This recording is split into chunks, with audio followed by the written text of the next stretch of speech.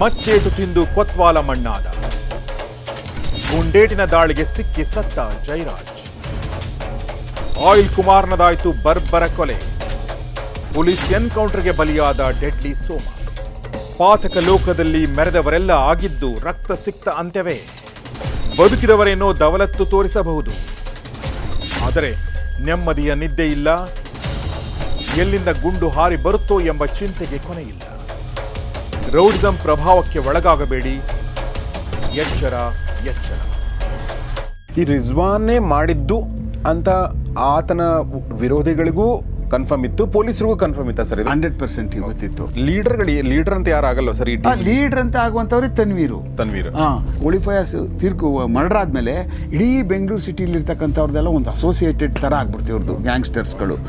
ಈ ತರ ಕೋಳಿಫಯಾಸ್ ಇರಲಿಲ್ಲ. ಆಕ್ಚುಲಿ ಕೋಳಿಫಯಾಸ್ ಲಿಮಿಟೆಡ್ ಇದ್ರು ಅಷ್ಟೇ, ಶಿವಾಜಿನಗರನೇ ಇದ್ರು. ಹುಡುಕಿ ಯಾರಿದ್ರು ಅವನ ಜೊತೆ ಒಂದ್ ದಿವಸ ಊಟ ಮಾಡಿದವನು ಬಿಟ್ಟಿಲ್ಲ ನಾವು. ಒಂದ್ ದಿವಸ ಬಿರಿಯಾನಿ ತಿಂದೆ ಸರ್ ಅಂತ ಎವಿಡೆನ್ಸ್ ಸಿಕ್ಕರು ಸಾಕು, ಹಾಕೊಂಡು ಜಮಾಯಿಸ್ಬಿಟ್ಟು ಅವತ್ತಾಗೆ ಜಿಮ ಟೀನು ಕುಡಿಬಾರ್ದಪ್ಪ, ನಿಂತ್ಕೊಂಡವ್ರ ಜೊತೆಲಿ ಏನು ಮಟ್ಟಕ್ಕೆ ತಗೊಬಂದಿಟ್ಟು ಹೋಗ್ಬಿಟ್ಟು ಹಣ್ಣಂಗಡಿ ರೆಸಲ್ ಮಾರ್ಕೆಟಲ್ಲಿ ಕೂತ್ಕೊಂಡು ಫೋಟೋ ತೆಗೆದ್ಬಿಟ್ಟು ವಾಪಸ್ಸು ಹಣ್ಣಿನ ಅಂಗಡಿಗೆ ಅಂತ ಅಂದ್ಬಿಟ್ಟು ಒಂದು ಫೋಟೋ ಎಲ್ಲ ಬಂದ್ಬಿಟ್ಟಿತ್ತು ಪೇಪರಲ್ಲಿ. ಹೌದಾ? ಉತ್ತಮ ಭಾಷಣಕಾರನಾಗಬೇಕೆ? ಸಾರ್ವಜನಿಕ ವೇದಿಕೆಗಳಲ್ಲಿ ನಿರರ್ಗಳವಾಗಿ ಮಾತನಾಡಬೇಕೆ? ಇಲ್ಲಿದೆ ಕಲಿಯುವ ಸುವರ್ಣಾವಕಾಶ. Public speech and media management workshop, 1 ದಿನದ ಕಾರ್ಯಾಗಾರ, ಮಾರ್ಚ್ 8 ಭಾನುವಾರ. ಆಸಕ್ತರು ರಿಜಿಸ್ಟರ್ ಮಾಡಿಕೊಳ್ಳಿ.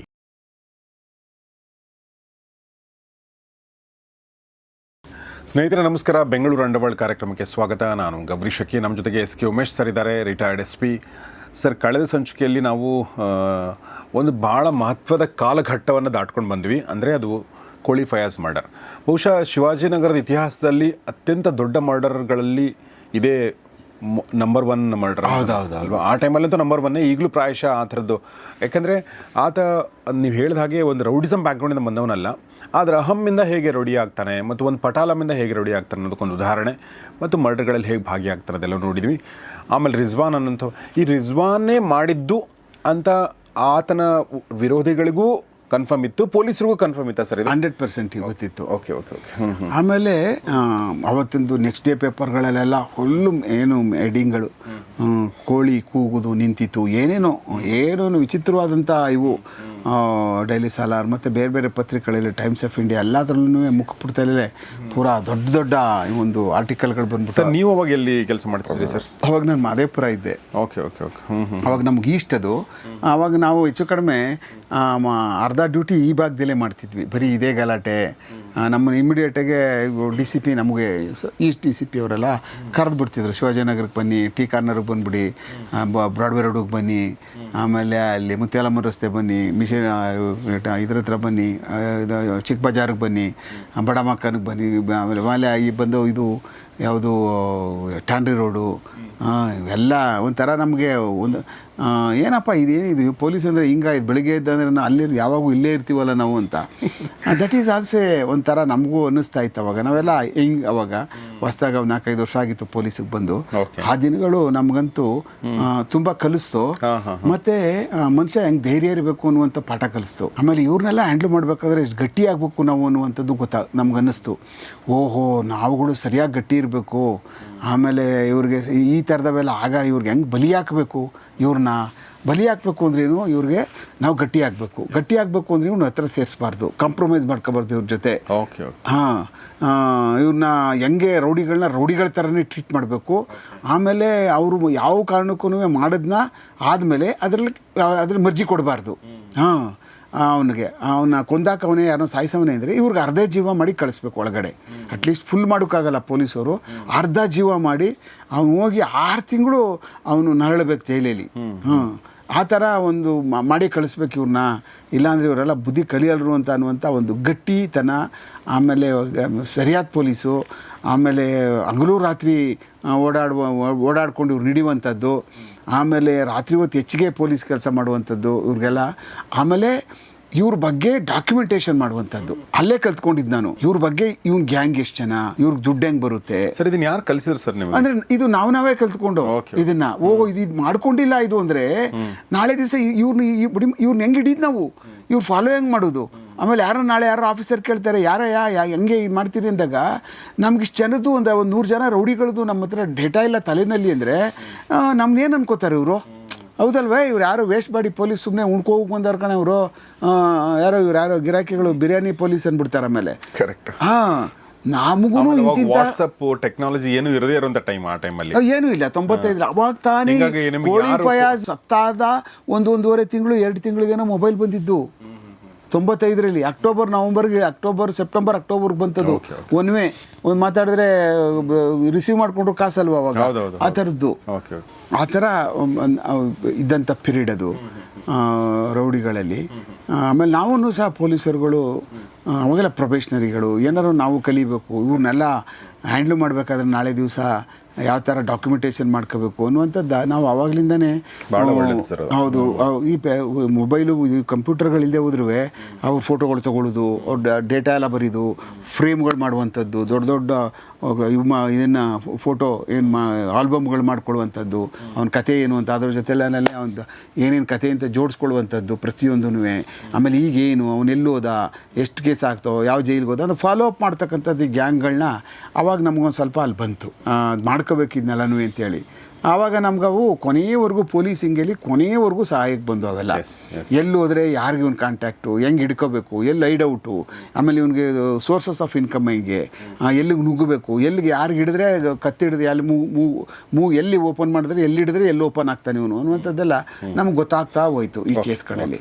ಹಾಗೆ ಯಾವಾಗ ಈ ಮರ್ಡರ್ ಕೇಸ್ ಆಗಿ ಇವರೆಲ್ಲ ಏನಾಗ್ತದೆ ತಲೆ ತಪ್ಪಿಸ್ಕೊಬಿಡ್ತಾರೆ. ರಿಜ್ವಾನ್ ಆ್ಯಂಡ್ ಟೀಮು ಆಲ್ಮೋಸ್ಟ್ 1 ವಾರ 15 ದಿವಸ ಸಿಗಲ್ಲ ಎಲ್ಲ ಕಡೆನೂ. ಅಂದರೆ ಯಾವ ಮಟ್ಟದ ಹುಡುಕಾಟ ನಡೀತಾಗ ಅಂತ ಅಂದರೆ ನಾವು ಪೊಲೀಸಲ್ಲಿ ಅಷ್ಟು ಹುಡುಕಾಟಗಳು ನನ್ನ ಲೆಕ್ಕದಲ್ಲಿ ಯಾರು ಮಾಡಿಸಲ್ರಿ. ಸೊ ಒಂದು ಕಡೆ ಪೊಲೀಸರು ಹುಡುಕ್ತಾ ಇದ್ರೆ, ಇನ್ನೊಂದು ಕಡೆ ಕೋಳಿ ಫಯಾಜ್ ಗ್ಯಾಂಗ್ ಕೂಡ ಹುಡುಕ್ತಾರೆ. ಅವ್ರು ಹುಡುಕ್ತಾವ್ರಿ ಇವ್ರು ಹೊಡಿದಕ್ಕೆ. ಇವ್ರಿಗೆ 100% ಹೊಡೆದ್ಬಿಡ್ತಾರೆ ಅಂತ ಗ್ಯಾರಂಟಿ ಇತ್ತು. ಇವ್ರು ಸಿಗಾಕಬಿಟ್ಟು ಹೊಡೆದ್ಬಿಡ್ತಾರೆ. ಅದಾದಮೇಲೆ ನೆಕ್ಸ್ಟು ಇವನಿಗೆ ಲೇಸರ್ ಲತೀಫ್ಗೆ ಹೊಡೆದು ಮುಗಿಸ್ಬಿಡೋಣ ಅಂತ ಅಂದ್ಬಿಟ್ಟು ನೀಲ್ಸಂದ್ರಕ್ಕೆ ಹೋಗ್ತಾರೆ. ಅಲ್ಲಿ ನೀಲ್ಸಂದ್ರ ಹತ್ರ ಒಂದು ಸಿಮೆಂಟ್ ಕಾಲೋನಿ ಬರುತ್ತೆ ಅಲ್ಲಿ ಒಳಗಡೆ. ಅಲ್ಲಿ ಒಂದು ಸ್ಮಶಾನದ ಪಕ್ಕ ಅಲ್ಲೆಲ್ಲೋ ಇವನಿಗೆ ಅಟ್ಯಾಕ್ ಮಾಡವ್ರೆ. ಯಾರಿಗೆ? ಲೇಸರ್ ಲತೀಫ್ಗೆ ಹೊಡಿಯೋಣ ಅಂತ ಅಂದ್ಬಿಟ್ಟು ಅಂತ. ಅಲ್ಲೇನು ಇವನಿಗೇನೋ ಬೈ ಗಾಡ್ ಗ್ರೇಸ್ ಏನೋ ಲೇಸರ್ ಲತೀಫು ಆ ಕಡೆಯಿಂದ ಬರಬೇಕಾದಂಥ ಸಮಯದಲ್ಲಿ ಏನಾಗಿದೆ, ಇವ್ನು ನುಗ್ತಾರಲ್ಲ ಎದುರುಗಡೆಯಿಂದ, ಆ ಕಡೆಯಿಂದ ಯಾವುದೋ ಒಂದು ದೊಡ್ಡ ಲಾರಿ ಬಂದ್ಬಿಟ್ಟಿದೆ, 10 ವೀಲರ್ ಲಾರಿ ಬಂದ ತಕ್ಷಣ ಏನಾಗುತ್ತೆ, ರೋಡ್ ಬ್ಲಾಕ್ ಆದಂಗೆ ಆಗ್ಬಿಟ್ಟಿದೆ. ಈ ಗಾಡಿಗಳು ಮೂನೇ ಆಗೋಕ್ಕಾಗಲಿಲ್ಲ. ಅವನೇನು ಮಾಡ್ಬಿಟ್ಟಿದ್ದಾನೆ, 2 ವೀಲರ್ ಕುಂತಿದ್ದವನು ಅಲ್ಲೇ ಗಾಡಿ ಬಿಟ್ಟು ಬಿಸಾಕ್ಬಿಟ್ಟಿದ್ದಾರೆ ಗಾಡಿನ. ಯಾವ ಕಡೆಗೂ ನುಗ್ಗೋಗ್ಬಿಟ್ಟವ್ರೆ. ಅಲ್ಲಿ ಸಂಧಿ ಇದಿತ್ತು, ಜಾಗಗಳಿದ್ದು ಆ ಕಡೆ ಸೈಡು ನೀಲ್ಸಂದ್ರ ಕಡೆ, ಆ ಕಡೆ ಓಡೋಗ್ಬಿಟ್ಟಿದ್ದಾನೆ. ಆವಾಗ ಅವ್ರು ಎಲ್ಲ ಕಡೆ ಹುಡ್ಕಾಡಿದ್ದಾರೆ, ಹೊಡೆದಿದ್ದಾರೆ ಒಂದು ಏಟ್ನ ಅವನಿಗೆ. ಅಲ್ಲಿ ಏಟ್ಗೆ ಒಂದು ಏಟು ಹೊಡೆದು ಗಾಯನೂ ಆಗಿದೆ. ಬಟ್ ಅವ್ನಿಗೆ ಅಂತ ಇದಾಗಿರಲಿಲ್ಲ. ಆಗೇನಾರ ಸಿಕ್ಬಿಟ್ಟಿದ್ದಿದ್ರೆ 100% ಅವನನ್ನು ಅವತ್ತೇ ಮುಗಿಸಿ ಫಿನಿಷ್ ಮಾಡಿಬಿಡ್ತಾ ಇದ್ರು ಅವತ್ತು ಕಂಪ್ಲೀಟು. ಆಮೇಲೆ ಹಿಂಗೆ ಹುಡುಕ್ತಾ ಇದ್ದಾರೆ. ಆಮೇಲೆ ಅವ್ರನ್ನ ಇವರೆಲ್ಲ ಓಡಾಡ್ತಾ ಇದ್ದಾರೆ ಹಿಂಗೆ ಅಂತ ಹೇಳ್ಬಿಟ್ಟು ಅಂತ ಅವ್ರನ್ನ ಚೇಸ್ ಮಾಡಿಕೊಂಡು ಅವರು ಎಲ್ಲೆಲ್ಲಿ ಓಡಾಡ್ತಾ ಇದ್ದಾರೆ ಅಂತ ಅಂದ್ಬಿಟ್ಟು ಅವ್ರ ಬೆನ್ನಿಂದೆ ಒಂದು ಪೊಲೀಸ್ ಟೀಮು ಅವ್ರು ಎಲ್ಲೆಲ್ಲಿದ್ದಾರೋ ಅವ್ರಿಗೆ ಹಿಡ್ಕೊಂಡು ಅವ್ರಿಗೆ ತಗೊಬಂದು ಲಾಕಪ್ಗೆ ಹಾಕಬೇಕು, ಮತ್ತು ಅವ್ರು ರಿಪೇರಿಗಳು ಮಾಡಬೇಕು, ಅವ್ರಿಗೂ ಕೇಸ್ ಹಾಕಿ ರಿಜಿಸ್ಟರ್ ಮಾಡಿ ಒಳಗೆ ಕಳಿಸ್ಬೇಕು, ಇಲ್ಲಾಂದರೆ ಮತ್ತೆ ಗಲಾಟೆ ಆಗ್ತಾವಲ್ಲ, ಗ್ಯಾಂಗ್ ಗಲಾಟೆಗಳು ಅನ್ನುವಂಥದ್ದು. ಪೊಲೀಸ್ ವರ್ಸಸ್ ಈ ಥರದ್ದು ರೌಡಿ ಒಂದು ಚೇಸಿಂಗ್ ಕಾರ್ಯಕ್ರಮ ಜಾಸ್ತಿ ಆಗೋಕ್ಕೆ ಶುರುವಾಗ್ಬಿಡ್ತದೆ. ಆಮೇಲೆ ಏನಾಯ್ತದೆ, ಪ್ರೆಷರ್ ಶುರುವಾಗ್ಬಿಡ್ತದೆ, ಯಾರು ಅರೆಸ್ಟ್ ಆಗಲಿಲ್ಲ ಅಂದ್ಬಿಟ್ಟು ಅಂತ. ನ್ಯಾಚುರಲ್. ಆಮೇಲೆ ಏನು ಮಾಡೋದಲ್ಲ, ಯಾವ ಕಡೆಯಿಂದನೂ ಇನ್ಫಾರ್ಮೇಷನ್ ಇಲ್ಲ, ಎಂಥದಿಲ್ಲ ಅಂತ ಅಂದ್ಬಿಟ್ಟು ಅಂತ.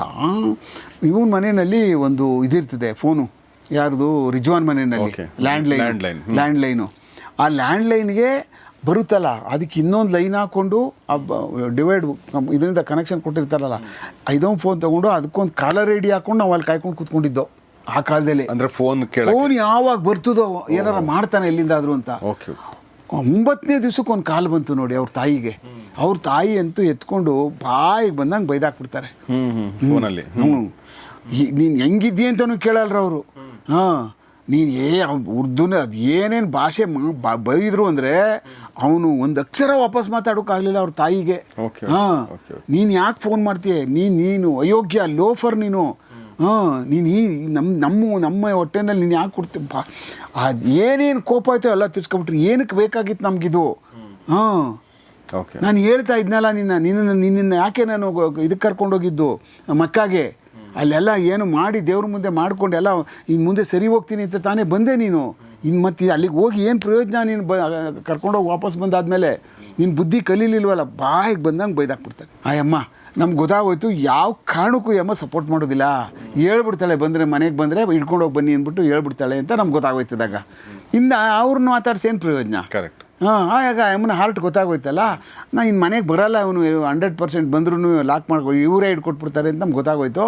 ಅದಾದಮೇಲೆ ಹೇಳಿದ್ವಿ, ಹಿಂಗೆ ಸೀನಿಯರ್ ಸಾರ್ ಹಿಂಗೆಲ್ಲ ಫೋನ್ಗಳಲ್ಲಿ ಹಿಂಗೆಲ್ಲ ಅಂತ. ಹೌದಾ, ಓಹೋ ಹಂಗಾದರೆ ಆಮೇಲೆ ಏನಾಗೋಯ್ತು ಅವನಿಗೆ, ಆಮೇಲೆ ನಮಗೆ ಗೊತ್ತಾಯಿತು ಎಲ್ಲಿಂದ ಫೋನ್ ಬರ್ತಾ ಇದೆ ಅಂತ ಅಂದ್ಬಿಟ್ಟು ಅಂತ. ಲೋಕಲಲ್ಲಿ STD ಮಾತಾಡಿದ್ದ. ಯಾವುದು ಎಂಥದ್ದು ಊರದು, ಕರೇಕುಡಿ. ಓ, ತಮಿಳ್ನಾಡು. ಕರೇಕುಡಿಯಿಂದ ಒಂದು STD ಬೂತಿಂದ ಬಂದಿದ್ದಂಥ ಫೋನ್ ಅದು. ಆಮೇಲೆ ಕರೇಕುಡಿಗೆ ಇಲ್ಲಿಂದ ಒಂದು ಟೀಮು ಇಮಿಡಿಯೇಟಾಗಿ ಅಲ್ಲಿ ಕಳಿಸ್ಕೊಟ್ಟದ್ದು, ಹೋಗಿ ನೋಡೋಣ ಕರೇಕುಡಿ ಅಂತ STD ಬೂತ್ಗೆ ಅಂತ. ಅಲ್ಲೆಲ್ಲೋ ಒಟ್ಟೋಗಿರ್ತಾರೆ, ಎಲ್ಲೋ ದಾರಿಗಿರಿಲಿ ಮಾಡಿರ್ತಾರೆ. ಆಮೇಲೆ ಅದಾದಮೇಲೆ ಅಲ್ಲಿಗೆ ಹೋಗಿ ಮತ್ತು ಅವ್ರ ಸಂಬಂಧಿಕರುಗಳು, ಆಮೇಲೆ ಅವರ ಬೇರೆ ಬೇರೆ ಅವ್ರ ರಿಲೇಷನ್ಸ್ ಮನೆಗಳು, ಎಲ್ಲ ಮನೆಗಳು ಯಾವಾಗ ನುಗ್ಗೋಕ್ಕೆ ಶುರು ಆಗೋಯ್ತು, ಅವ್ನಿಗೆ ಪ್ರೆಷರ್ ಜಾಸ್ತಿ ಆಗ್ಬಿಡ್ತು ಸಿಕ್ಕಾಬಟ್ಟೆ. ಇಲ್ಲಿ ರಿಲೇಟಿವ್ಸ್ ಮನೆಗಳಿಗೆ. ಅಯ್ಯೋ, ಇನ್ನು ಎಲ್ಲರಿಗೂ ಸುಮ್ಮನೆ ಪೊಲೀಸವ್ರು ಗೋಳಿಕೋತಾರಲ್ಲ, ಇನ್ನು ತೊಂದರೆ ಮಾಡ್ತಾರಲ್ಲ. ಇನ್ನು ಅವನು ಗೊತ್ತಾಗೋಯ್ತು, ನಾನು ಎಷ್ಟು ದಿವಸ ಆಚೆ ತಪ್ಪಿಸ್ಕೊಂಡಿದ್ದು, ನನಗೇನಾರ ಅವರು ನನ್ನನ್ನು ಕಂಡಿಡಿದ್ಬಿಟ್ರೆ ಸಾಯಿಸ್ಬಿಡ್ತಾರೆ. ಆಮೇಲೆ ನನ್ನನ್ನು ತೆಗೆದಾಕ್ಬಿಡ್ತಾರೆ, ಬೆಟರು ಅಂತ ಹೇಳ್ಬಿಟ್ಟು ಅಂತೇಳಿ. ಆಮೇಲೆ ಯಾರೋ ಇವ್ರ ಮುಖಾಂತರ ಇದ್ರ ಹತ್ರ, ಎಲ್ಲಿ ಹೆಬ್ಬಾಳದ ಹತ್ರ ಅಲ್ಲಿ ಬಂದು, ಅಲ್ಲಿ ಹಿಡ್ಕೊಂಡು ಕರ್ಕೊಂಡು ಬಂದು, ನಮ್ಮ ಇವರಿದ್ದರು ಹೊಸಕೇರಿಯವರು, ಅವ್ರು ಕರ್ಕೊಂಡು ಅರೆಸ್ಟ್ ಮಾಡ್ಕೊಂಡು ಕರ್ಕೊಂಡು ಬಂದು ಅವ್ರನ್ನ ಜೈಲಿಗೆ ಬಿಟ್ಟಿದ್ದು. ಜೈಲಿಗೆ ಬಿಟ್ಟಾಗ ಈ ಟೀಮ್ ಫುಲ್ ಒಳಗೆ ಹೋಗ್ತಾರೆ. ಒಳಗೋದಾದ್ಮೇಲೆ ಅವ್ರಿಗೆಲ್ಲ ರೌಡಿ ಶೀಟ್ಗಳು, ಆಳು ಮೂಳು ಎಲ್ಲ ಆಗ್ತವೆ. ಆಮೇಲೆ ಒಂದು ಕಡೆ ಪೊಲೀಸವ್ರಿಗೆ ಇವನು ಜಾಸ್ತಿ ಆಗಿತ್ತು, ಇವನು ಹೋಗ್ಬೇಕು ಅನ್ನುವಂಥದ್ದು ಒಂದು ಎಲ್ಲೋ ಒಂದು ಕಡೆ ಇರ್ತದೆ. ಒಬ್ಬ ರೌಡಿ ಸತ್ತರೆ ಪೊಲೀಸವ್ರಿಗೆ ಲಾಭ, ಆ್ಯಕ್ಚುಲಿ ನಷ್ಟ ಏನಿಲ್ಲ ಮಾತ್ರ. ಬಟ್ ಅವಮಾನ ಒಂದು ಒಂದು ಒಂದು ಒಂದು ಒಂದು ನಮ್ಮ ಇದಕ್ಕೆ ಸೇರ್ಕೊಬಿಡ್ತದೆ. ಕರೆಕ್ಟ್. ನೀವು ಮಾಡೋಕ್ಕಾಗಲ್ಲ ನೋಡಿ, ಅವ್ನು ಮಾಡ್ದ ಅಂತ ಒಳ್ಳೇದು ಅಂತ ಅನಿಸಿದ್ರು ನನ್ನ ಪೊಸಿಷನ್ ಎಲ್ಲೋ ಒಂದು ಸ್ಟೆಪ್ ಕೆಳಕ್ಕೆ ಇಳಿತಾರೆ. ಕರೆಕ್ಟ್. ಇಲ್ಲ, ನಾನು ಹೊಡಿಬೇಕು ಅವನಿಗೆ ಗುಂಡು. ಈಗ ಅವನ್ನ ಹೊಡೆದಾಕೋದು, ಅದೇನೋ ಹೇಳ್ತಾರಲ್ಲ, ಅದೇನೋ ಮುಳ್ಳಿಂದನೇ ತೆಗಿಬೇಕು ಅನ್ನುವಂಥದ್ದು. That is A separate policy.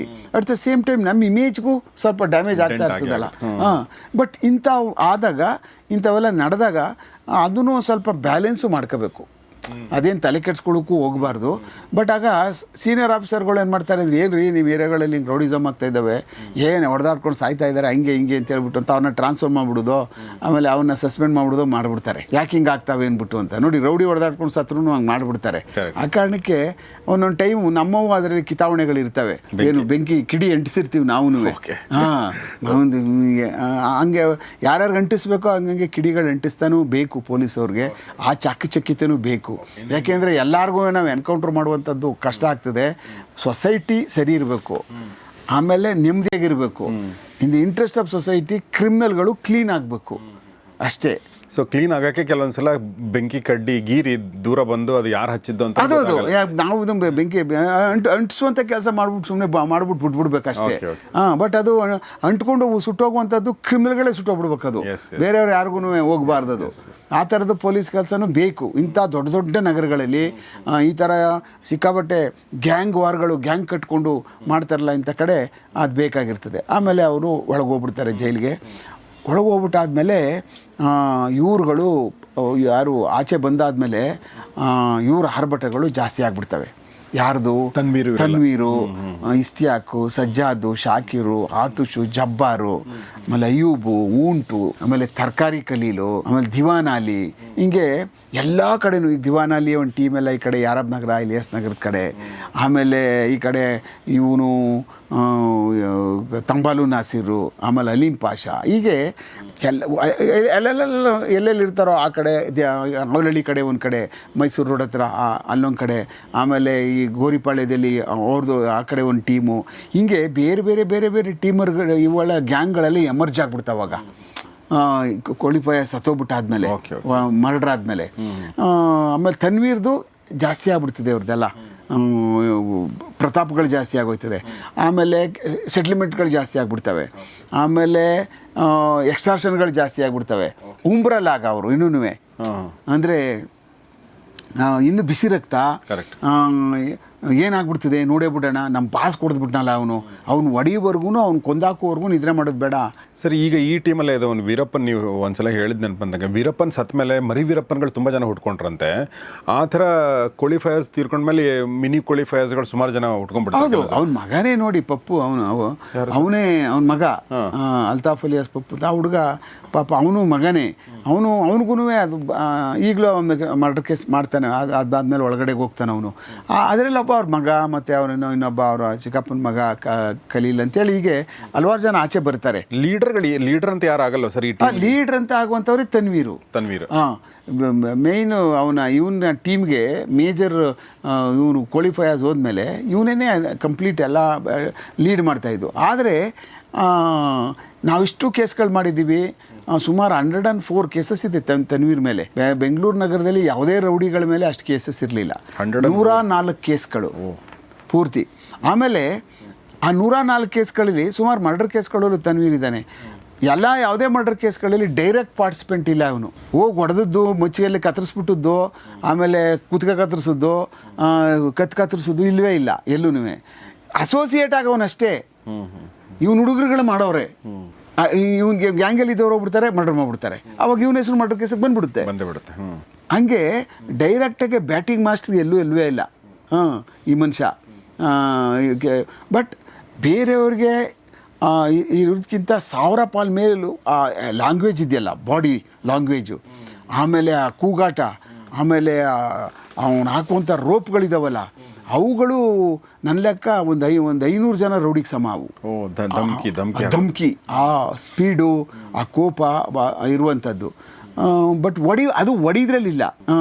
ನಾವೆಲ್ಲ ರೆಕಾರ್ಡ್ಸ್ ನಮ್ಮ ಹತ್ರ ಇದ್ದಾವಲ್ಲ, ಸ್ಟಾರ್ಟಿಂಗಿಂದ ಹಿಡಿದು ಮನುಷ್ಯ 81-82ನೇ ಇಸ್ವಿಯಿಂದ ಒಳಗಡೆಗೆ ರೌಡಿಸಮ್ ಅಂತ ನೀನು ಇದಕ್ಕೆ ಪೈಲ್ವಾನ್ ಆಗ್ತೀನಿ ಅಂತ ಬಂದು ಅಲ್ಲಿ ಸಣ್ಣ ಜಗಳಗಳೆಲ್ಲ ಪಾರ್ಟಿಸಿಪೇಟ್ ಆಗಿ ಆ ಸಣ್ಣ ಪುಟ್ಟ ಕೇಸಸ್ಗಳೆಲ್ಲ ಆಗಿರ್ತಕ್ಕಂಥವ್ರೆಲ್ಲ ಬಂದಾಗ ನೋಡ್ಕೊಂಡು ಬಂದರೆ ಎಲ್ಲೂ ಆ ಥರ ಇದ್ರ ಕೇಸಸ್ಗಳಿಲ್ಲ.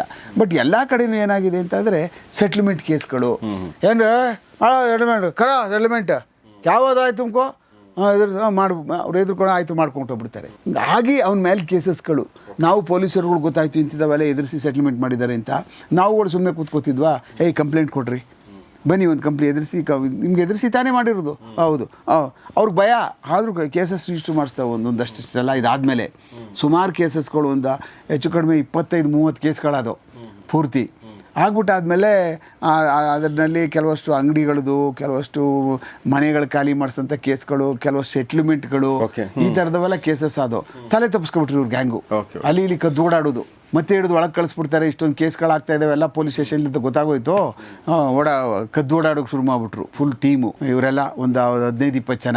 ಈ ಕಡೆ ದಿವಾನಲ್ಲಿನೂ ಇದ್ದಾನೆ ಅಂತ ಗೊತ್ತಾಯಿತು. ಅವನು ಬಂದು ಇಲ್ಲಿ ಅವಲಹಳ್ಳಿ ಮಸೀದಿ ಅಲ್ಲಿ ಆ ಕಡೆ, ಮತ್ತು ಒಂದು ಇಲಿಯಾಸ್ ನಗರ, ಮತ್ತು BTM ಇಲ್ಲಿ ಒಂದು ಸ್ವಲ್ಪ ಒಂದು ಅವಳಿ ಮುಂದಿತ್ತು. ಆಮೇಲೆ ಆ ಉಂಟು ಆ ಕಡೆ ಜಯನಗರ ಆ ಕಡೆ ಸೈಡ್ ಅವನೊಂದು ಇದು ಟೀಮ್ ಮಾಡ್ಕೊಂಡಿದ್ದ. ಆಮೇಲೆ ತರಕಾರಿ ಕಲೀಲು ಅವನು ಆಗಲೇ ಬಲಾಢ್ಯ ಆಗಿಬಿಟ್ಟಿದ್ದ. ಅವನು ಸ್ವಲ್ಪ ಆಗಲೇ ಅವರೆಲ್ಲ ಬೇಸಿಕಲಿ ಬಂದು ಅವರೆಲ್ಲ ಆಂಧ್ರ ಪ್ರದೇಶದವರು, ಅವರು ಚಿತ್ತೂರು ಡಿಸ್ಟ್ರಿಕ್ಟ್ ಅವ್ರು ಬಂದು ಅಲ್ಲಿ ತರಕಾರಿ ಕಲೀಲು ರಾಮನಗರದಲ್ಲಿ ಉಳ್ಕೊಂಡು, ರಾಮನಗರದಲ್ಲೇ ಅವನು ಅಲ್ಲೆಲ್ಲ ಕೇಸಸ್ಸು, ಕ್ರಿಮಿನಲ್ ಕೇಸಸ್ಗಳಾಕಿ ಅವ್ರು ಚಿಕ್ಕಪ್ಪ ತಗೊಬಂದು ತರಕಾರಿ ಅಂಗಡಿಗೆ ಹಾಕಿದ್ದ ಕಲಾಸಪಾಳ್ಯದಲ್ಲಿ. ಅಲ್ಲಿ ಮಾಡ್ತಾ ಅಲ್ಲೊಂದು ಸಣ್ಣ ಪುಟ್ಟ ಗ್ಯಾಂಗ್ಗಳು ಕಟ್ಕೊಂಡು, ಅವ್ರ ಅಣ್ಣ ಒಬ್ಬ ಸಲೀಮ್ ಅಂತ ಒಳ್ಳೆ ಬಿಸ್ನೆಸ್ ಮನ್ನು, ಟೊಮೊಟೊ ವ್ಯಾಪಾರಿ, ಅವ್ನು ಇವಾಗ ಅಲ್ಲೇ ಮಾಡ್ತಾನೆ. ಇವನೇ ಒಂಥರ ಬೇರೆ ಬಂದು ಅಂಗಡಿಗೆ ಬಂದ ಅಂದರೆ ಒಂದು 20 ಜನ ಬರ್ತಾರೆ ಅಲ್ಲಿಗೆ ಗ್ಯಾಂಗ್ಗಳು.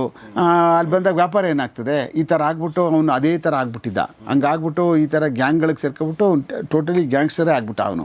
ಆಗಿ ತನ್ವೀರ್ ಜೊತೆ ಸೇರ್ಕೊಬಿಟ್ಟ. ಅದಾದಮೇಲೆ ಅವ್ರ ಗ್ಯಾಂಗ್ಗಳಲ್ಲಿ ಒಂಥರ ಇವರು ಪಂಚಪಾಂಡವರಿದ್ದಂಗೆ, ತನ್ವೀರು, ಇಸ್ತಿಯಾಕು, ಸಜ್ಜಾದು, ಶಾಕಿರು, ಆಮೇಲೆ ತರಕಾರಿ ಕಲೀಲು, 5 ಜನ ಅಂದರೆ ಇರಲ್ವಾ, ಚುಮ್ ಅಂತ ಮಾಡಿದ್ರೆ ಆ ಥರ ಅವರು ಬಲೆ ಆಡೋರು. ಅದ್ರ ಜೊತೆಯಲ್ಲಿ ಇನ್ನೊಬ್ಬ ಈ ಪೀರ್ ಬೌಂಡ್ರಿ ಅಂತ ಇದೆ ಕಾಟನ್ಪೇಟೆನಲ್ಲಿ, ಅಲ್ಲೊಬ್ಬ ಆಪ್ತುಷ್ ಅಂತಿದ್ದಾನೆ ಹುಡುಗ, ಅವನು.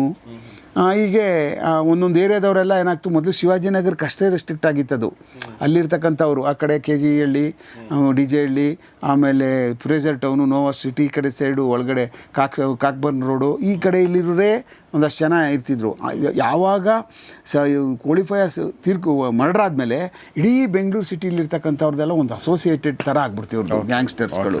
ಬೇರೆ ಏರಿಯಾಗಳಿಗೂ 95 ಆದಮೇಲೆ ಇವ್ರು ಸ್ಪ್ಲಿಂಟರ್ ಗ್ಯಾಂಗ್ಗಳೆಲ್ಲ ಇವ್ರು ಫಾಲೋವರ್ಸ್ ಆಗ್ಬಿಟ್ರು, ತನ್ವೀರ್ ಫಾಲೋವರ್ಗಳಾಗ್ಬಿಟ್ರು. ಈ ಥರ ಕ್ವಾಲಿಫೈಯರ್ಸ್ ಇರಲಿಲ್ಲ. ಆ್ಯಕ್ಚುಲಿ ಕ್ವಾಲಿಫೈಯರ್ಸ್ ಲಿಮಿಟೆಡ್ ಇದ್ರು ಅಷ್ಟೇ. ಶಿವಾಜಿನಗರನೇ ಇದ್ರು. ಇಡೀ ಮನುಷ್ಯ ಏನಾಗೋಯ್ತು, ಇಡೀ ಎಲ್ಲೆಲ್ಲಿ ಮುಸ್ಲಿಂ ಕಾಲೋನಿಗಳು ಇರುತ್ತಲ್ಲೋ ಅಲ್ಲಿ ಯಾರ್ಯಾರು ಇದ್ದಾರೋ ಅದರಲ್ಲೆಲ್ಲ ಕೆಲವಷ್ಟು ಜನ ಎಲ್ಲ ರೌಡಿಗಳೆಲ್ಲ ಇವನ ಜೊತೆ ಸಾಥ್ ಕೊಡೋಕೆ ಶುರು ಮಾಡಿಬಿಟ್ರು. ಮತ್ತು ಅಲ್ಲಿಂದ ಡೀಲ್ಗಳು ಬರೋಕ್ಕೆ ಶುರು ಮಾಡಿಬಿಟ್ಟು ಎಲ್ಲ ಕಡೆಯಿಂದನೂ, ನಾಟ್ ಓನ್ಲಿ ಶಿವಾಜಿನಗರ, ಬೇರೆ ಬೇರೆ ಕಡೆಯಿಂದ. ಆಮೇಲೆ ಕಾಸುಗಳು ಬರೋಕ್ಕೆ ಶುರುವಾದವು, ಜಾಸ್ತಿ ಆಗೋಯ್ತು. ಕಾಸು ಇವನ ಹತ್ರ ಯಾವಾಗ ಜಾಸ್ತಿ ಶುರುವಾಗೋಯ್ತು, ಇವರಿಂದ ಜಾಸ್ತಿ ಹುಡುಗರುಗಳು ಶುರು ಹಚ್ಕೊಬಿಟ್ರು. ಕೂತ್ಕೊಂಡ್ರೆ ನಿಂತ್ಕೊಂಡ್ರೆ ಕಾಸಿಗೆ ದುಡ್ಡು ಸಿಗುತ್ತೆ, ಆಮೇಲೆ ಊಟ ಸಿಗ್ತದೆ, ಒಂಥರ ಕಾಲ ಕಳ್ಕೊಂಡು ಉಮ್ಮನ ಥರ ಓಡಾಡ್ಬೋದಲ್ಲ ಇವ್ರ ಹಿಂದೆ, ನಾನು ಗೊತ್ತಲ್ಲ ಹಾಗೆ ಹೀಗೆ ಅಂತ ಹೇಳ್ಬಿಟ್ಟು ಅಂತ. ಈ ಥರದ ಜೀವನ ಸ್ಟಾರ್ಟ್ ಆಗ್ಬಿಡ್ತಾ ಇವ್ರದಲ್ಲಿ. ಆವಾಗ ಅಡಿಷನಲ್ ಕಮಿಷನರು ನಮ್ಮ ಇವರಿದ್ದರು, ಅಜಯ್ ಕುಮಾರ್ ಸಿಂಗ್ ಅವರಿದ್ದರು ಅಡಿಷನಲ್ ಕಮಿಷನರು. ಅವರು ಏನು ಹಿಂಗಾಯ್ತದೆ, ಇವರು ಅಲ್ಲಲ್ಲಿ ಯಾರೋ ಕಿಡ್ನ್ಯಾಪ್ ಮಾಡಿಬಿಟ್ರು ಹಾಗೆ ಹೀಗೆ ಅಂತ ಕಂಪ್ಲೇಂಟ್ಗಳಾಗ್ತಾಯಿತ್ತು. ಇವನ್ನೆಲ್ಲ ಏನಾರು ಮಾಡಿ ಹಿಡೀರಿ ನೀವು, ಏನು ಇವ್ರಿಗೆಲ್ಲ ಒಂದು ದಾರಿ ಮಾಡಿ ಒಂದು ಕೇಸ್ ಹಾಕಿ ಇವನ್ನೆಲ್ಲ ಅರೆಸ್ಟ್ ಮಾಡಿರಿ ನೀವು ಹಾಗೆ ಹೀಗೆ ಅಂತ ಹೇಳ್ಬಿಟ್ಟು ಏನು ಮಾಡಿದ್ರು, ಯಾರನ್ನು ಮಾಡೋದು, ಮುನಿಯಪ್ಪ ಅಂತ ಅವರು ACP ಇದ್ದರು ವಿಜಯನಗರ, ಮತ್ತು ಲಾವ್ಕುಮಾರ್ ಅಂತ ಇನ್ಸ್ಪೆಕ್ಟ್ರ್ ಇದ್ದರು, ಆಮೇಲೆ ನಾನು, ಆಮೇಲೆ ಇನ್ನೊಬ್ಬ ನಮ್ಮ ಹುಡುಗ ಇವನು ವಲಿಭಾಷಾ ಅಂತ, ಆಮೇಲೆ ಇನ್ನೊಬ್ಬ ಇನ್ಸ್ಪೆಕ್ಟ್ರು, ನಾವು ಮೂರು ಜನ ಸಬ್ ಇನ್ಸ್ಪೆಕ್ಟ್ರುಗಳು, ಒಬ್ಬರು ಇನ್ಸ್ಪೆಕ್ಟ್ರು, ಒಂದು ಟೀಮ್ ಮಾಡಿಬಿಟ್ರು. ಮಾಡಿ ಇವ್ರನ್ನ ಏನೇನು ಕೇಸ್ಗಳಿದ್ದಾವೋ ಎಷ್ಟೆಷ್ಟಿದ್ದಾವೆ ಅವ್ರ ಮೇಲೆಲ್ಲ ಆ ಕೇಸಸ್ಗಳೆಲ್ಲ ಅವ್ನು ಅರೆಸ್ಟ್ ಮಾಡಿ ಅದು ಅವ್ನ ಮೇಲೆ ಚಾರ್ಜ್ ಶೀಟ್ ಹಾಕಬೇಕು ನೀವು ಅಂತ ಹೇಳ್ಬಿಟ್ಟು ಅಂತೇಳಿ ನಮಗೆ ಅದನ್ನ ಒಂದು ಸ್ಕ್ವಾಡ್ ಮಾಡಿಬಿಟ್ಟು ಕೊಟ್ಬಿಟ್ರು. ನಾವು ಹುಡ್ಕಾಡ್ದು ಮಾತ್ರ ಬಿಡಲಿಲ್ಲ, ಇನ್ನೇನು ಕೆಲಸನೇ ಇಲ್ವಲ್ಲ ನಮಗೆ. ವೆಹಿಕಲ್ಗಳು ಕೊಟ್ಟಿದ್ರು, ಎಲ್ಲ ಓಡಾಡಿ ಅವ್ರನ್ನೆಲ್ಲನೂ ಒಬ್ಬೊಬ್ಬರನ್ನೇ ಎಲ್ಲ ಇದು ಮಾಡಿ ಎಲ್ಲರನ್ನೂ ತಗೊಂಡು ಬಂದ್ಬಿಟ್ವಿ. ಸುಮಾರು ಹೆಚ್ಚುಕೊಂಡು 23-24 ಜನ ತಗೊಂಡು ಬಂದನು ಅವಾಗ ಅವ್ರ ಕೇಸಲ್ಲಿ. ಎಷ್ಟು ದಿನದಲ್ಲಿ ಸ್ಪ್ಯಾನ್ ಆಫ್ ಆಲ್ಮೋಸ್ಟ್ ಸುಮಾರು ದಿವಸ ಆಯಿತು, 15 ದಿವಸ ಆಗೋಯ್ತು. ತಂದು ಇಟ್ಕೊಬಿಟ್ಟ ಬಿಡಿ ಅವ್ರಿಗೇನು ಪ್ರೊಡ್ಯೂಸ್ ಮಾಡೋದು ಇಡ್ಬಿಡು ಪ್ರಶ್ನೆನೇ ಇಲ್ಲ. ಅವ್ರಿಗೆ ಹೊಡೆದಾಕ್ಬಿಡ್ತೀವಿ, ನೀವೇನಾರು ಗಾಂಚಲಿ ಹೊಡೆದ್ರೆ ABS ಹಾಕಿದ್ರೆ ಗೊತ್ತಾಯ್ತಲ್ಲ ಮಕ್ಕಳ, ನೀವು ಏನೇನು ಮಾಡಿದ್ದೀರಿ, ಏನೇನು ಮಾಡ್ತಾಯಿದ್ದೀರಿ, ಯಾರನ್ನಾರ ಬಿಟ್ಟು ಅದು ಇದು ಮಾಡಿದ್ರಿ ನಮ್ಮ ವಿರುದ್ಧ ನಿಮ್ಮ ಚಿಂದಿ ಮಾಡಿಬಿಡ್ತೀವಿ ಅಂತೇಳಿ ಎದುರಿಸ್ಬಿಟ್ಟಿದ್ದೋ. ಅವಾಗ ಸರ್ ನಿಮ್ಮ ಮಾಡ್ತೀವ ಸರ್, ನಾವು ಮಾಡಲ್ಲ, ನೀವು 1 ತಿಂಗಳೆಲ್ಲ 2 ತಿಂಗಳಿದ್ರು ನಾವು ಇಲ್ಲಿ ಇರ್ತೀವಿ ಸರ್. ಹಂಗೆ ಇಟ್ಕೋಬೇಕು ಕ್ರಿಮಿನಲ್ಗಳನ್ನ. ಕ್ರಿಮಿನಲ್ಸೇ ಕ್ರಿಮಿನಲ್ ಥರನೇ ನಾವು ಟ್ರೀಟ್ ಮಾಡಬೇಕು. ನಾವು ರೌಡಿ ಥರನೇ ಟ್ರೀಟ್ ಮಾಡಿದ್ರೆ ನಾನು ಪೊಲೀಸ್ ಥರನೇ ಟ್ರೀಟ್ ಮಾಡ್ಬೇಕು ನಾನು. ಆಗ ಅವ್ನು ರೌಡಿ ಥರನೇ ಇರ್ತಾನೆ. ಆವಾಗ ನಮಗೂ ಅವ್ರಿಗೂ ಡಿಸ್ಟೆನ್ಸ್ ಇರ್ತದೆ. ಆವಾಗ ನಾನು ಅವ್ನು ರೌಡಿನೇ ಅಂತ ಇರ್ತಾನೆ, ಅವ್ನು ನನ್ನನ್ನು ಪೊಲೀಸ್ ಅಂತಲೇ ಇರ್ತಾನೆ. ಡಿಸ್ಟೆನ್ಸ್ ಇಟ್ಕೊಂಡಿಲ್ಲ ಕರೆಕ್ಟಾಗಿ ಅಂದರೆ ಆ ಡಿಸ್ಟೆನ್ಸ್ಗೆ ನೀವೇನಾದರೂ ಮಧ್ಯದಲ್ಲಿ ನೋಟ್ ನುಗ್ಬಿಟ್ಟು ಮುಗೀತು, ಎಲ್ಲ ಹೊಟ್ಟೋಯ್ತದೆ. ನೀವು ಎಂಥ ಪೊಲೀಸ್ ಮಾಡಿದ್ರು ಅವ್ರ ಕಾಲು ಕೆಳಗೋಗ್ಬಿಡ್ತೀವಿ, ನಾವು ಡಸ್ಟ್ ಆಗೋಯ್ತೀವಿ. ರೌಡಿಗಳದ್ದು ದುಡ್ಡು ಇಸ್ಕೊಬಿಟ್ರೆ ಚಾಪ್ಟರ್ ಕ್ಲೋಸ್. ಅವನು ಅಲ್ಲಿ ಪೊಲೀಸ್ ಅಲ್ಲಿ ಮುಗೀತಾ, ಅವ್ನು ತಗಲಾಕ್ಬಿಟ್ಟು ಗೂಟಕ್ಕೆ ಹೋಗ್ತಾ ಇರ್ಬೇಕು ಮನೆಗೆ, ಅವನು ಎಲ್ಲ ಹೊಟ್ಟೋಗ್ಬಿಡ್ತದೆ ಪೂರ್ತಿ. ಏನೂ ಮಾಡೋಕ್ಕಾಗಲ್ಲ ಮುಂದೆ ಅವನು ಪೊಲೀಸಲ್ಲಿ ಮಾರಲ್ಲಿ ಹೊಟ್ಟೋಗ್ಬಿಡ್ತಾನಲ್ಲ ಅವನು.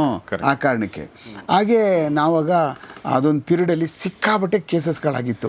ಕಿಡ್ನ್ಯಾಪಿಂಗು ಮತ್ತು ಅಂಗಡಿಗಳಲ್ಲಿ, ಆಮೇಲೆ ಅಂಗಡಿ ಖಾಲಿ ಮಾಡಿಸಿದಂಥವು ಸೆಟ್ಲ್ಮೆಂಟ್ಗಳೆಲ್ಲ, ಆ ಕೇಸ್ಗಳೆಲ್ಲ ಅರೆಸ್ಟ್ ಮಾಡಿ ಅವ್ರನ್ನೆಲ್ಲನೂ ಪೂರ್ತಿ ಎಲ್ಲ ಕಸ್ಟಡಿಗೆ ತೊಗೊಂಡು ಬಂದವ್ರನ್ನ ಹೆಚ್ಚು ಕಡಿಮೆ 3 ತಿಂಗಳು ಇನ್ವೆಸ್ಟಿಗೇಷನ್ ಮಾಡಿ ಎಲ್ಲ ಕೇಸಸ್ಗಳನ್ನೂ ಚಾರ್ಜ್ ಶೀಟ್ ಹಾಕಿದ್ವಿ ಪೂರ್ತಿ. ಅದಾದಾಗ ಎಲ್ಲ ಗ್ಯಾಂಗ್ನ ಪೂರ್ತಿ ಕಂಪ್ಲೀಟು ಒಬ್ಬರೂ ಇರಬಾರ್ದು ಅವನ ಕಡೆಯವರು. ಇಲ್ಲಿ ಗ್ಯಾಂಗ್ ವಾರ್ ಆಗಲೇಬಾರ್ದು, ಎಲ್ಲರನ್ನೂ ಒಳಗೆ ತಳ್ಳಬೇಕು ಅನ್ನುವಂಥದ್ದು. ಇದರಿಂದ ಹುಡುಕಿ ಯಾರ್ಯಾರಿದ್ರು ಅವನ ಜೊತೆ ಒಂದು ದಿವಸ ಊಟ ಮಾಡಿದವನು ಬಿಟ್ಟಿಲ್ಲ ನಾವು. ಒಂದು ದಿವಸ ಬಿರಿಯಾನಿ ತಿಂದೆ ಸರ್ ಅಂತ ಎವಿಡೆನ್ಸ್ ಸಿಕ್ಕೂರು ಸಾಕು ಹಾಕ್ಕೊಂಡು ಜಮಾಯಿಸ್ಬಿಟ್ಟು ಆತಗೆ. ಟೀನು ಕುಡಿಬಾರ್ದಪ್ಪ, ನಿಂತ್ಕೊಂಡವ್ರ ಜೊತೆಲಿ ಏನು ಮಟ್ಟಕ್ಕೆ ತಗೊಬಂದಿಟ್ಟು. ಆವಾಗ ಅವನ್ನ ಹೆಚ್ಚು ಕಡಿಮೆ ಸುಮಾರು ಕೇಸ್ ಆಯಿತು. ಅವ್ರು ಬೇಲ್ಗಳಾಗಬೇಕಾದ್ರೆ ಟೈಮ್ ತಗೊಬಿಡ್ತು. ಆಗ ಸುಮಾರು ಒಳಗೆ ಹೋಗ್ಬಿಟ್ರು ಇವರೆಲ್ಲ ಫುಲ್ ಟೀಮು ಕಂಪ್ಲೀಟ್ ಒಳಗೆ. ಸಜ್ಜಾದ್ ಕೂಡ ಆಲ್ರೆಡಿ ಒಳಗಡೆ ಇದ್ದಾನೆ ಪೂರ್ತಿ. ಸಜ್ಜಾದು ಇವರೆಲ್ಲ ಅವರು ಒಳಗಡೆ, ಇವನು ಒಳಗಡೆ ಇದ್ದಾನೆ.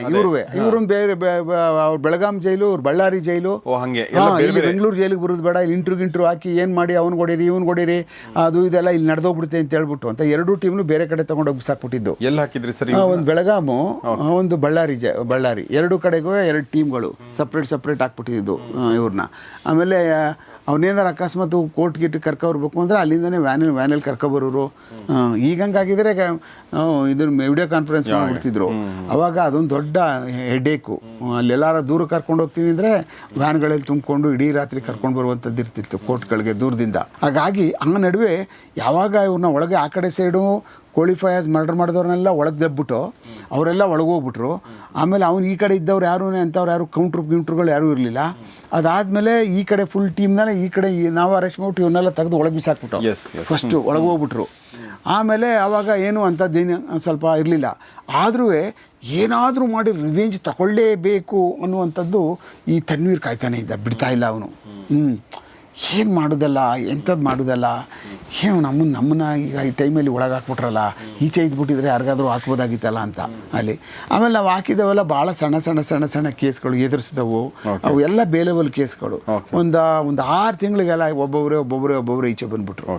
ಇವೆಲ್ಲ ಬೇಲೆಬಲ್ ಕೇಸ್ಗಳು ನೋಡಿ. ಬಟ್ 6 ತಿಂಗಳು ನೀವು ಒಬ್ಬ ವ್ಯಕ್ತಿನ ನೀವೇನೋ ಮಾಡ್ಬೇಕು ಅನ್ಕೊಂಡಿರೋ ವ್ಯಕ್ತಿನ ಎಲ್ಲಾದ್ರೂ ಹಾಕಿದ್ರೆ 6 ತಿಂಗಳಲ್ಲಿ ಯೂಶುವಲಿ ನಮ್ಮ ಥರ ಸಾಮಾನ್ಯ ಮನುಷ್ಯರ ರೋಷ ಕಡಿಮೆ ಆಗ್ಬಿಡುತ್ತೆ. ಅಲ್ಲ, ಅವನ್ನ ಕೊಲ್ಲಬೇಕು ಅಂತ ಮನಸ್ಥಿತಿ ಇದ್ದಂಥವ್ರು ಬಿಟ್ಬಿಡ್ತಾನೆ.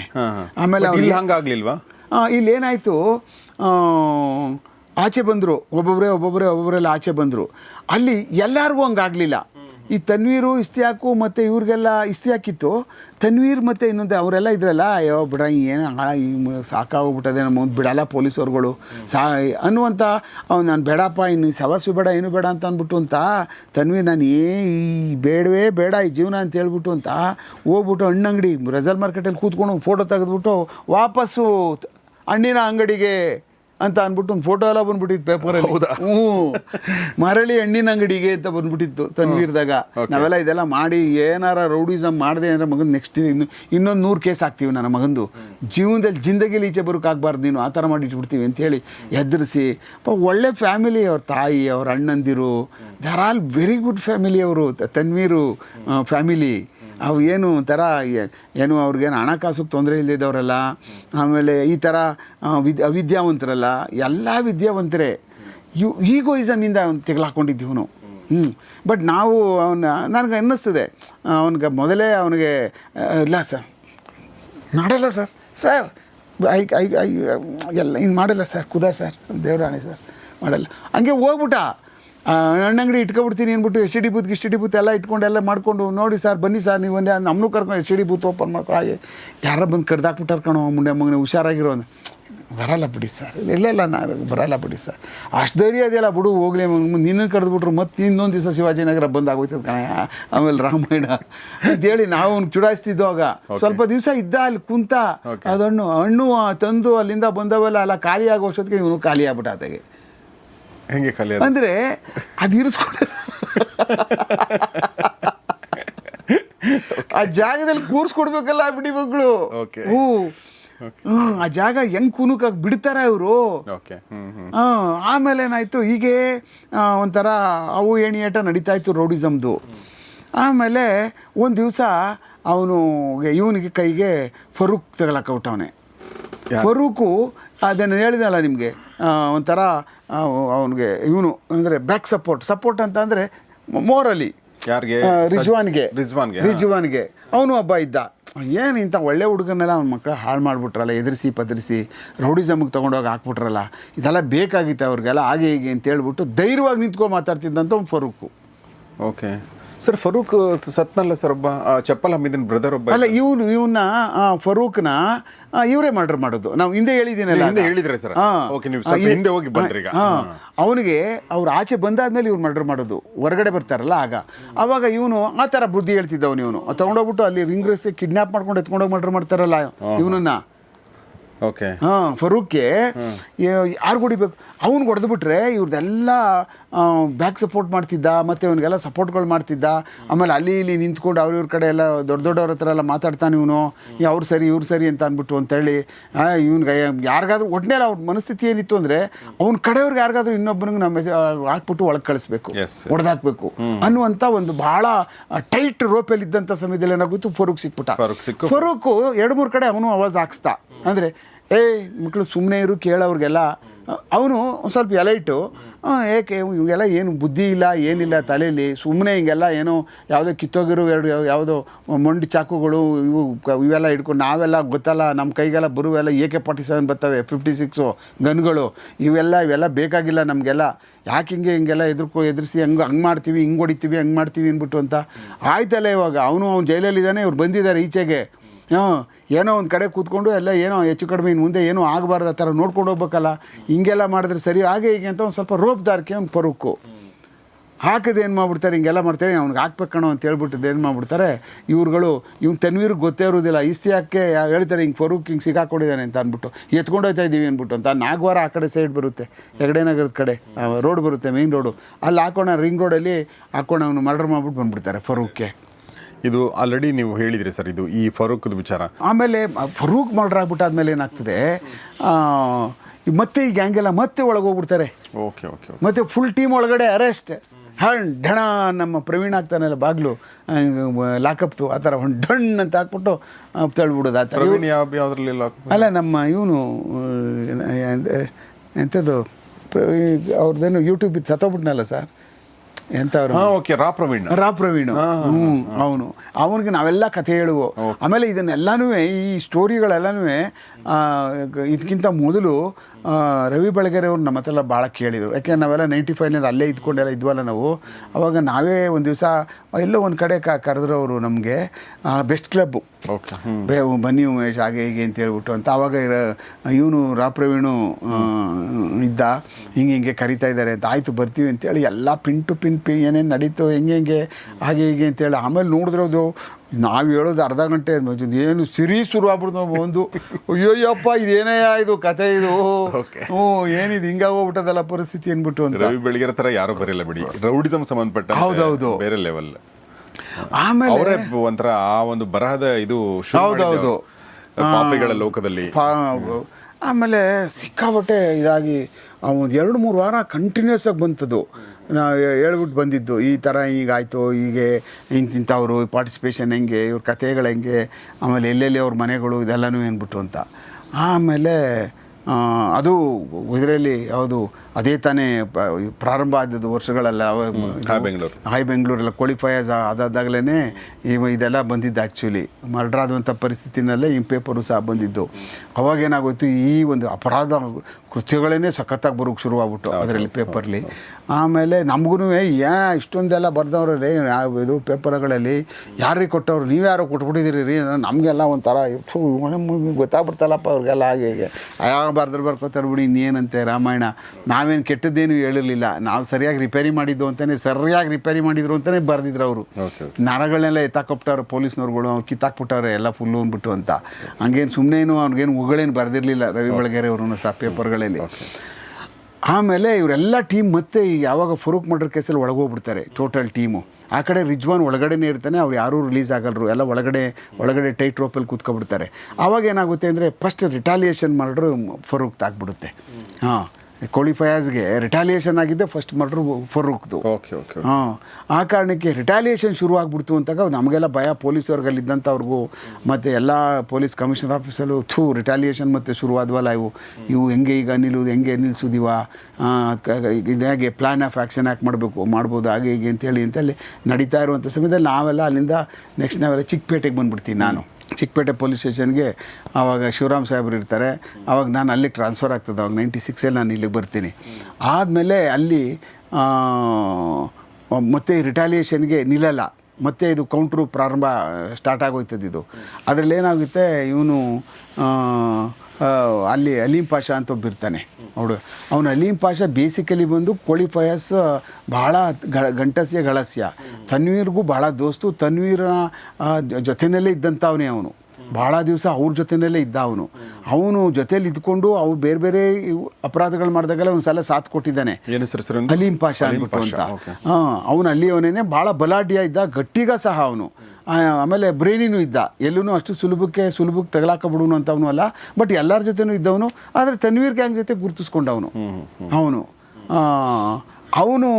ಸುಮ್ಮನೆ ಏನೋ ಮಾಡೋಕ್ಕೋಗಿ ಏನೋ ಆಗಿ ಕೊನೆಗೆ ಅದೊಂದು ವಿಚಿತ್ರವಾದಂಥ ಎಂಡಿಂಗ್ ಆಗ್ಬಿಡ್ತು ಅವನದು, ಅಲೀಂ ಪಾಷಾದು. ಅದು ಹೇಳ್ತೀನಿ ನೆಕ್ಸ್ಟ್ ಏನಾಯಿತು ಅಂತ.